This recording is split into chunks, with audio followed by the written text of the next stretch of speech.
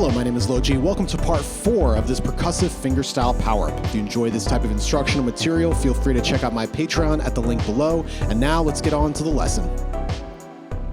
All right, so as we start parts 4 and 5, this section of the power-up is pretty much an entirely different section than what we just did. So it's almost kind of its own power-up, sort of, because the techniques, the sounds are very different. We still have that strong percussion hit on the backbeat, but we are introducing a couple newer techniques or different techniques to get some more dead notes out of our playing. So this is kind of, it's going to feel like almost like a completely different thing. So just to recap, where we ended the first huge chunk of the power-up ended like this, right on that A flat chord, and then we have the percussion hit. So far, we've just been stopping on that, restarting, but now we're going to start the next section, which starts with a little pickup melody similar to what we've been doing, like this.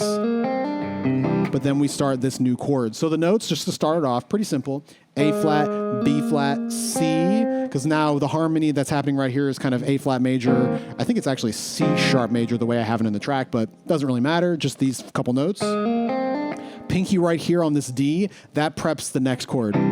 So this is our first chord hit. We're going to be using this exact chord shape for 4 of the chords in this section, so just memorize this shape. We're going to be moving around like this. So the chord looks like this. Pinky on the B string, middle on the E, ring finger on the A, pointer finger on the D, open G string. Okay, so the chord, if you play it like this is C major with a 2 on top. That's the 2. So this would be 5, 1, 3, open G string is the 5 again, and then the 2 on top. So G, C, E, G, D, like that.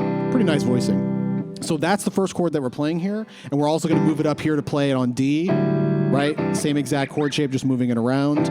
Now, when we hit this chord, we're playing it like that. So the shape is here, walking up. Once we hit this note, that's a hammer-on, and then we play the chord like this. So it's 3 hits. We have the E string by itself, A string by itself, and then the D, G, B at the same time. A hit like that. So if you want to do what I'm doing, I'm actually using all 5 fingers. I'm using thumb with my right hand, thumb, pointer, and then middle ring pinky to play those 3 strings. Now I understand pinky is not that common of a finger to use when you're doing fingerstyle stuff like this. So if you rather just keep it with the 4 fingers, you can do, instead of thumb, pointer, fingers, you could do thumb, thumb again, and then pointer, middle ring for those. I'm just so used to using the pinky anyway, it just comes naturally for me. Again, it does help to have nails, which is kind of why I have them. I also have the pinky nail a little longer than the rest to kind of make it not feel so short as pinkies usually are. So that extra slightly longer thumbnail does help me with that. But regardless, you do this or this, thumb, thumb, fingers. So, and then of course after that, percussion hit. Now this is where this kind of newer technique to at least this power-up comes in, and this is little mini dead notes that happen in between the chord hits that come from you prepping the chord just like we've been doing, but they're not as loud as the actual percussion hit that we've been doing. So we don't want them to be the same volume. We want them to be like a little softer, like this. Like, so it's going to feel, I'll just play the chord over and over again. You can kind of see what it sounds like.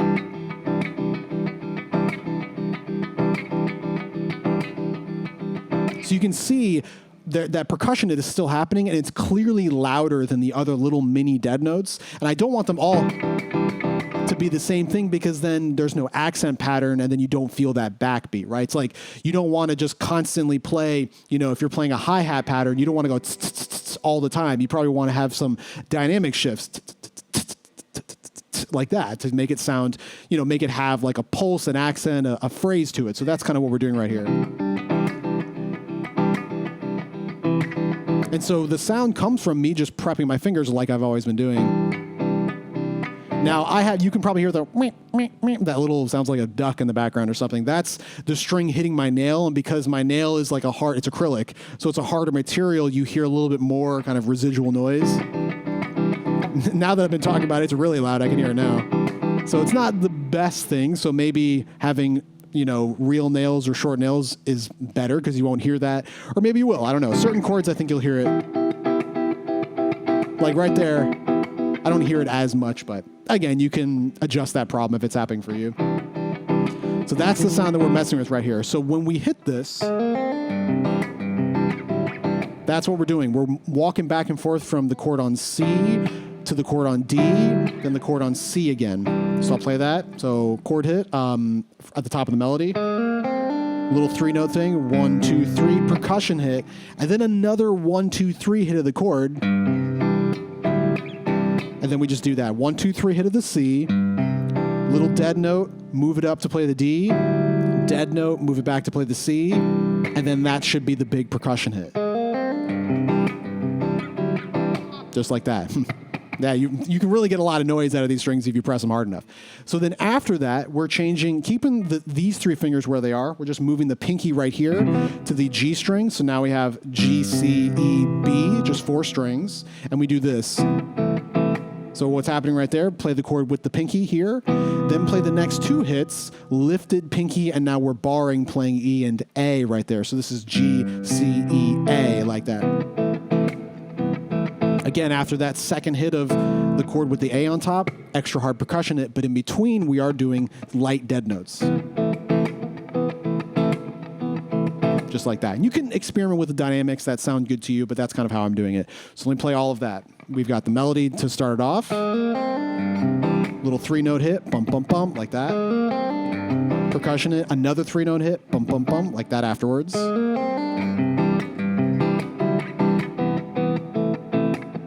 Like that.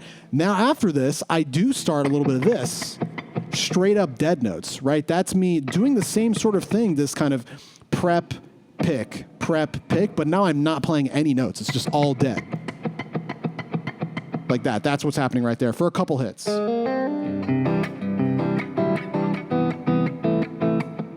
Like that. I think it's 3 worth. So then after that, we start this part. So and this little section is this, still back to this C major chord, except I've changed my fingering to do this, so I have my pointer finger free to do a hammer on. So I'm going low note first, and then all 3 of these strings at the same time, so that low E string, then A, D, G at the same time, and I'm hammering on to the 2nd fret of the G string right there. So like that. So let me play up to that point, or up to that point.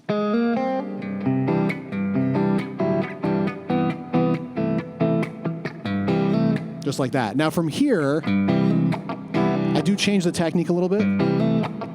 I start strumming just a little down like that. I don't really know why I do it. It just feels natural and it sounds kind of different, I suppose. And the chord hit that's happening here moves to the middle 4 strings, and I'm playing a normal C chord, C, E, G, open B string for the major 7, and then I'm hammering on the pinky to the D string, or excuse me, to the D on the B string. And that's all done with a little strum, like that. So let me play everything up to that point.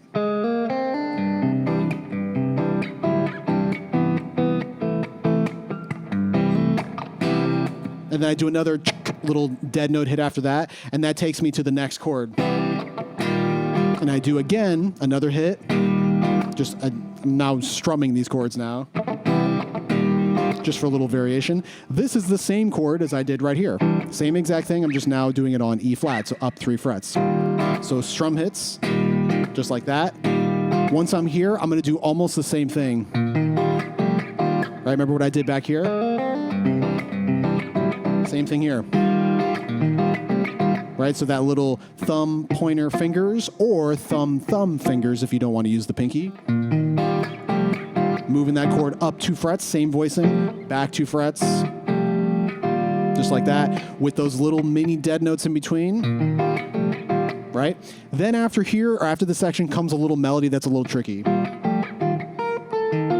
So that's what we're doing. So we've got E flat, move it up to F, back. Then I'm barring to play this top note up here. So that's the melody. So I'm playing top note, this B flat, then A, that's like E flat's 5 and sharp 4. That's kind of the sound that's happening right here. E flat major with a sharp 4, kind of like a 4 chord or something. So one more time. So I'm doing that top note, dead note hit, then the pinky up here, then I'm playing the actual E flat, and then these 2 notes, like the power chord up, the 5 and the 2 at the same time, with those little dead notes in between. This is a tricky part. Do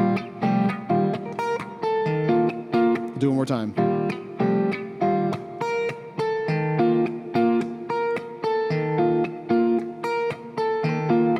Sometimes it's easier to play it over and over again rather than talk about it. Then from there, a couple little dead notes, and then we do a very similar thing how we did down here. So that's just the same chord, right? Same chord as we were doing down here. We're just move it up a couple frets. So this is 5, 1, 3, 5 of E flat. We're playing that. Sliding the pointer finger up 2 frets. Then moving to the next string, playing what feels like kind of E flat major 7. This is 1, 3, another 3 with the open G string, the 7 on top, hammering the pinky. I'm pretty sure I'm strumming that exactly like I did earlier. So let me just play it so you can kind of see how everything works, and it might be easier to notice everything. Let's check it out. So I'll start it from here.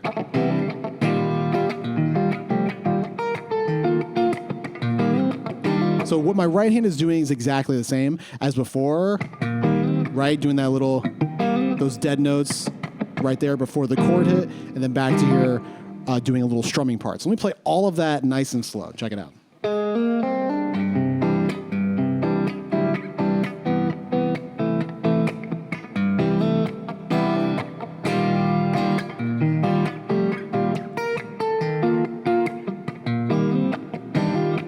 That's the part. So once you get the chords and the strings down, the right hand is actually doing pretty much the same thing 2 times in a row, other than that little melody variation at the top like that. Everything is pretty much straightforward. So I know this part's a little tricky. I'm going to play it one more time, nice and slow.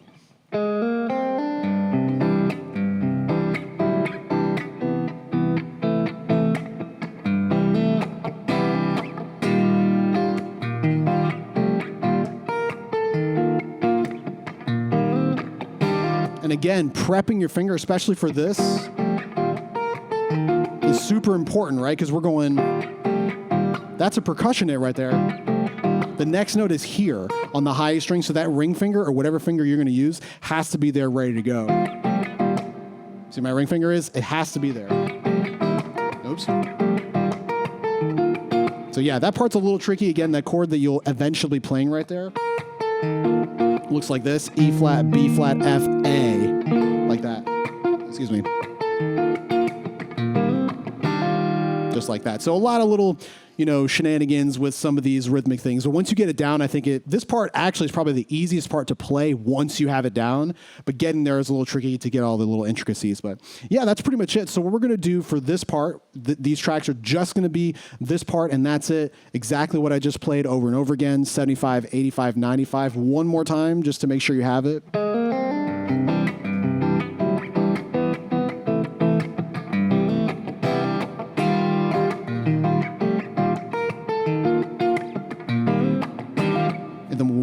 Come back in again with the pickup.